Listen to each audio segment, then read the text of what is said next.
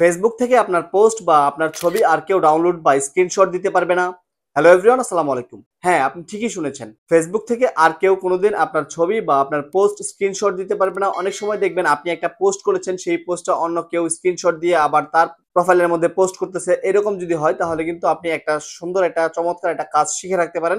এরপর থেকে কিন্তু আপনার ফেসবুক প্রোফাইল থেকে কেউ কোনো পোস্ট বা কোনো ছবি স্ক্রিনশট দিয়ে কিন্তু নিতে পারবে না বা ডাউনলোড দিয়ে নিতে পারবে না। তো সেই কাজটা শেখার জন্য কি করতে হবে? সেই কাজটা শেখার জন্য আমাদেরকে ফেসবুকে চলে আসতে হবে। তো এখান থেকে আমরা সরাসরি ফেসবুকে চলে আসলাম। ফেসবুকে চলে আসার পর এখান থেকে সরাসরি আমাদেরকে প্রোফাইলে চলে আসতে হবে। তো এখান থেকে আমরা সরাসরি প্রোফাইলে চলে আসলাম। তো প্রোফাইলে চলে আসার পর এখান থেকে জাস্ট দেখতে পাবেন যে এরকম অপশন চলে আসবে। এরকম অপশন চলে আসার পর আমাদের যে প্রোফাইল পিকচারটা রয়েছে, প্রোফাইল পিকচারটার উপরে একটা ট্যাপ করতে হবে। তো এখান থেকে আমরা প্রোফাইল পিকচারের উপরে ট্যাপ করে দিলাম। প্রোফাইল পিকচারে ট্যাপ করে দেওয়ার পর এখান থেকে অনেকগুলো অপশন চলে আসবে। এখানে দেখতে পাচ্ছেন turn on profile picture guard যেটা রয়েছে, জাস্ট এটার মধ্যে একটা ট্যাপ করে দিবেন। এটার মধ্যে একটা ট্যাপ করে দেওয়ার পর এরকম অপশন চলে আসবে। এরকম অপশন চলে আসার পর এখানে যে বিষয়গুলো রয়েছে সবগুলো কিন্তু এখানে সুন্দরভাবে লিখে দেওয়া হয়েছে ফেসবুকের পক্ষ থেকে।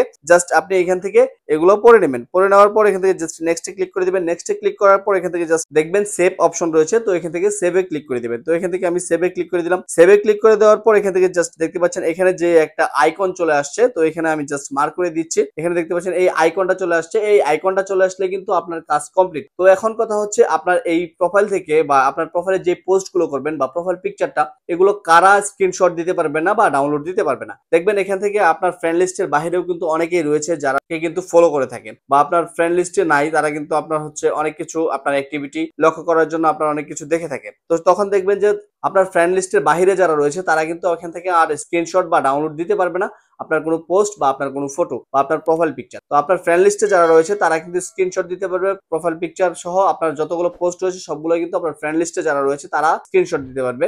আর ফ্রেন্ড লিস্টের বাইরে যারা থাকবে তারা কিন্তু স্ক্রিনশট দিতে পারবে না। এটা কিন্তু আপনার জন্য অনেক সেফটি একটা বিষয়। অনেকেই রয়েছেন যে প্রোফাইল লক করে রাখেন। প্রোফাইল লক করে রাখলে কিন্তু প্রোফাইল গার্ডটা আপনি ইউজ করতে পারবেন না। সর্বপ্রথম আপনি প্রোফাইল গার্ডটা ইউজ করবেন, তারপর যদি আপনি প্রোফাইল লক করেন সেক্ষেত্রে আপনি কিন্তু করতে পারবেন। তো এই ভিডিওটা এই পর্যন্ত। এই ভিডিওটা যদি ভালো লাগে অবশ্যই লাইক কমেন্ট শেয়ার করতে ভুলবেন না। আর চ্যানেলে নতুন হলে অবশ্যই সাবস্ক্রাইব করে দিবেন। আর পেজ থেকে দেখে থাকলে অবশ্যই পেজটাকে ফলো করে দিবেন। সর্বোপরি সকলের সুস্থতা এবং দীর্ঘায়ু কামনা করে আজকের মতো এখানেই বিদায় নিচ্ছি। সবাই ভালো থাকবেন, সুস্থ থাকবেন। আসসালামু আলাইকুম।